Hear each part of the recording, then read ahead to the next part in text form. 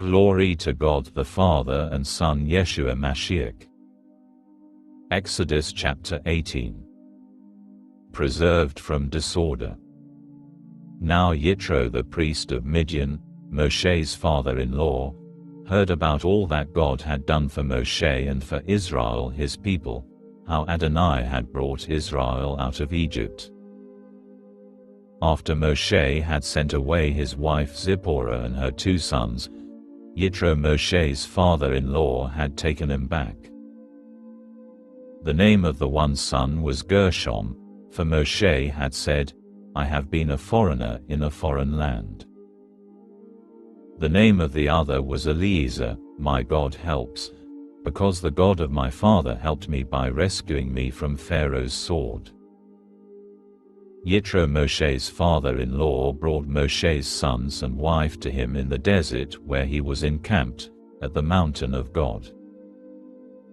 He sent word to Moshe, I, your father-in-law Yitro, am coming to you with your wife and her 2 sons.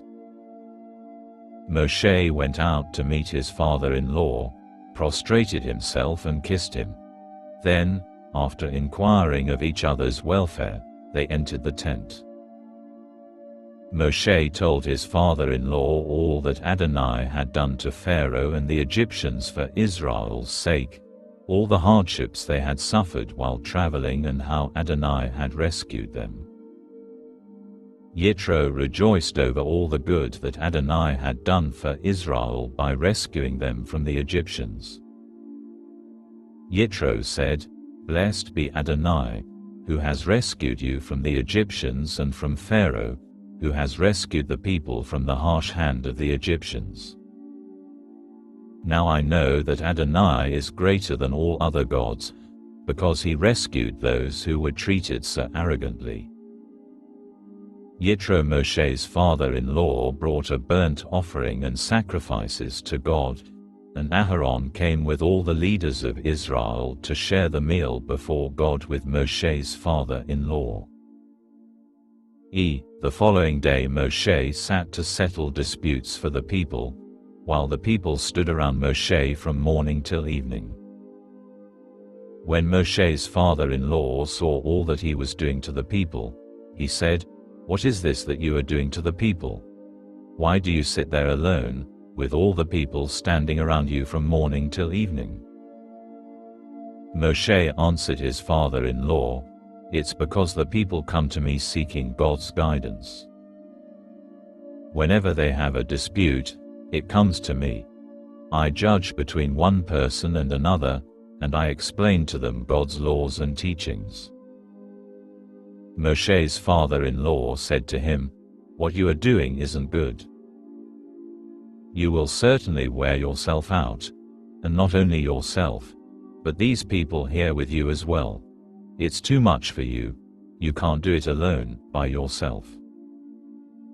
So listen now to what I have to say. I will give you some advice, and God will be with you. You should represent the people before God, and you should bring their cases to God. You should also teach them the laws and the teachings, and show them how to live their lives and what work they should do. But you should choose from among all the people competent men who are God-fearing, honest and incorruptible to be their leaders, in charge of thousands, hundreds, 50s and 10s. Normally, they will settle the people's disputes. They should bring you the difficult cases, but ordinary matters they should decide themselves. In this way, they will make it easier for you and share the load with you. If you do this, and God is directing you to do it, you will be able to endure, and all these people too will arrive at their destination peacefully.